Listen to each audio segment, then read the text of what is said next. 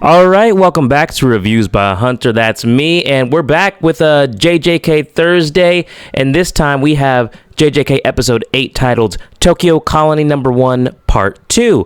So, this is we knew this was going to be probably the episode where it was going to hit the climax of the chase to find Higuruma for Megumi and Yuji. And I mean, I just figured because at the end of that last episode where they both have a guide, but one of them is clearly deceiving the other. So this episode was pretty much an episode to introduce some characters and give a lot of character development and background to Higuruma, who is the player, one of the two players that they're trying to hunt down. There's Higuruma and there's Kashimo, okay? So we learned a lot about this guy this episode. Let's get into it. We open up with a graphic that says, in Japan, 99% of criminal trials end in a guilty verdict, which is, I don't know, I honestly didn't look it up to fact check that. If that's true, that's kind of insane. Seems high. Higuruma is sitting on this dark stage after this graphic appears. He's in a bathtub wearing a full suit, and there's this black and white kind of lighting going on. And right off the bat, I was like, okay, all right, this guy's going to be pretty interesting. So it turns out we get this big flashback for Higuruma. It turns out he's a criminal defense lawyer, and he owns his own law firm, and he is working on this case where a young man named, and I'm going to pronounce this wrong, Kieta Oi, has been indicted on felony murder and robbery, but he's going to plead not guilty. However, as Higuruma's looking through all the evidence, all of the signs point to him being guilty. Right off the bat, you can kind of get that vibe that Higuruma is the type of defense lawyer that is not going to take on easy cases. He's going to take on these cases that seem black and white, but he's going to read between the lines in order to make sure that all of the facts were considered. He just seems like that type, right? And yeah, so the first part of this episode was interesting. It just felt different from a usual Jujutsu Kaisen episode, because there was no talk of cursed spirits or cursed or people eating cursed fingers or any type of sorcery. It was just about this guy who is a lawyer and he's working on a case, and I just kind of got that feeling probably 5 minutes into the episode, man, this is a very different episode, but not bad, just different vibes. And I'm like, you know what? Let's see where the story takes us, okay? So Higuruma's client, I'm just going to refer to him as that because I can't pronounce his name, is found innocent during trial number 1. But even Higuruma, the look on his face, he's like, this isn't over yet. This isn't over yet. They're going to appeal. And they do. And then we just get a very fast graphic that says guilty, life sentence. And it does seem that the people that Higuruma tried to save throughout this flashback, right, they are found guilty. And then they always kind of give Higuruma this look of anger. You could just, the way they look at him, it's how could you let this happen to me? I thought you said you were going to help. They're looking at him like it's his fault. And so we kind of see that Higuruma's mental state starts to break, starts to spiral a little bit. And I like the way that they kind of showed it, because at the beginning, I felt that he seemed very, very confident, very, very assured of himself, very determined, maybe not confident, but he seemed, his facial expression seemed determined. You know what I'm saying? And so, but I felt man, he kind of feels like Yuji a little bit, where the path that he's trying to go on is a lot darker than what he thought it was going to be. And so he starts to break down in here. And I did actually write this because I really wanted to mention this, that, we see his kind of facial expressions go from determined and calm at the beginning to kind of frustrated in the middle of the flashback, as we see that no matter what he tries, the justice that he's trying to help people get isn't happening in the current system. And gosh, does that not kind of ring a bell of what's going on in the United States government, in some other governments going on across the world. So I don't know if that was intentional or not, but it was interesting how it was like, it kind of parallels what's happening in real life. And then at the end, we see his facial expression it looked like he was exhausted and a little bit depressed even. And all of a sudden, after this guilty verdict had taken place, Higuruma starts banging a gavel. That's what it's called, right? A gavel. He just starts banging it over and over and over. It's loud as heck. The sound design was good on this. And he tells everyone they're going to have a retrial. Everyone get back here right now. So far, I like Higuruma. It seems like he has a good heart and that he's trying to do the right thing. But the system that he's trying to work within doesn't actually serve the people. Right? And unfortunately, it gets to a point where it's like, well, what are you supposed to do? Right? And gosh, also almost like kind of reminded me a little bit of Daredevil. Just a little bit.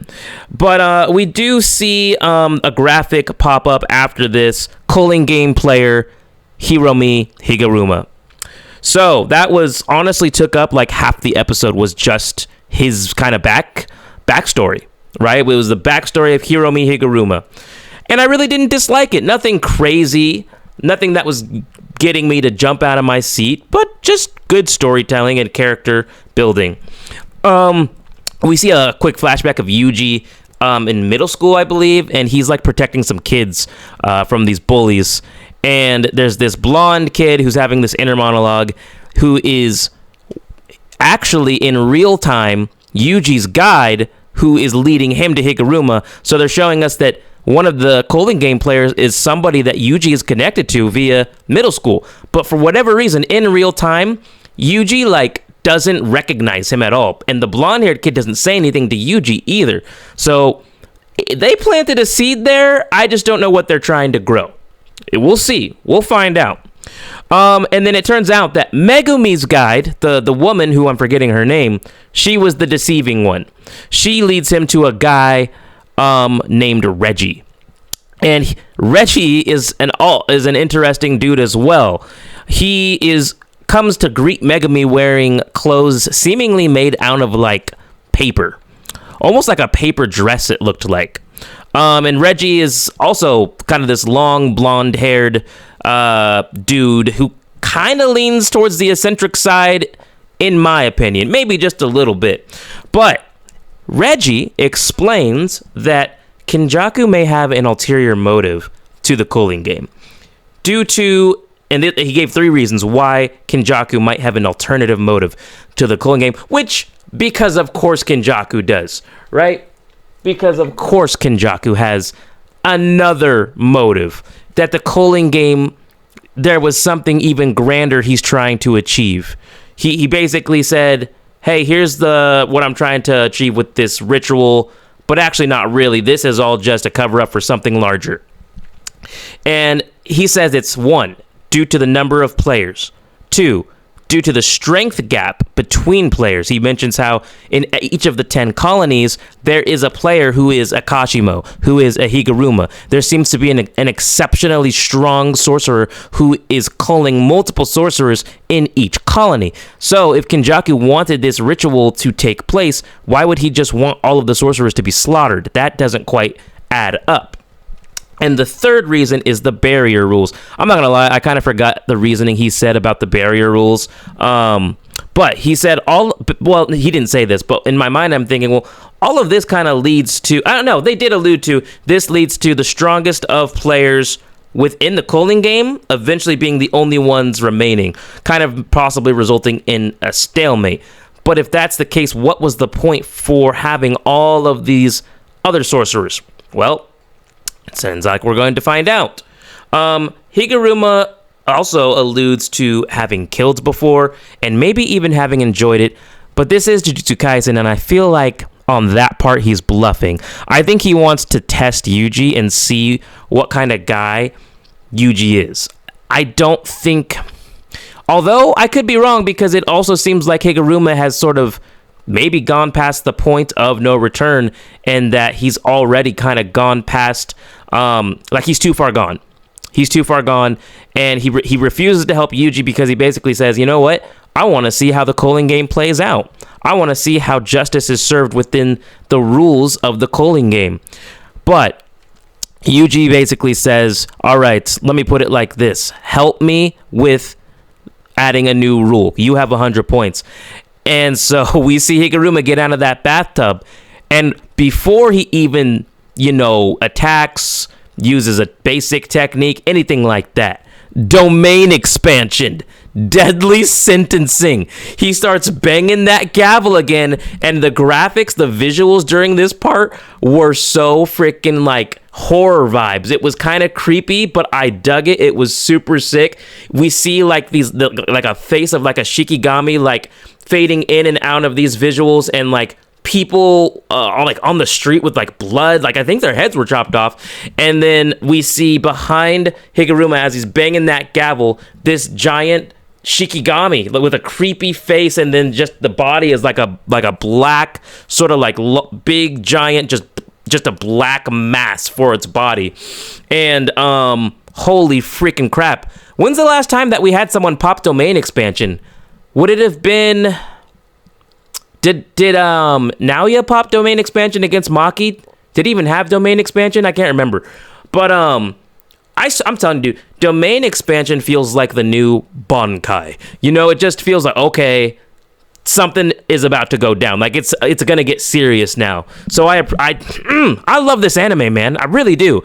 This episode wasn't the most action-packed episode, but I loved what they did with building these characters and introducing these characters, and also letting us know that, wait a minute, Kenjaku has even more up his sleeve. The culling game, the arc that confused a big portion of the fan base with all of its rules, including myself, there's even more to it.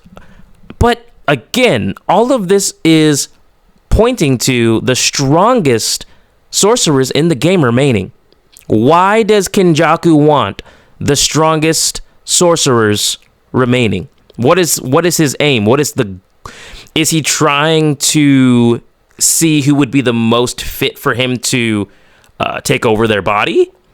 But this is a very elaborate way to get there. So I'm not sure what his true goal is, but I will end on this. I loved the domain expansion, deadly sentencing. It looks absolutely frightening.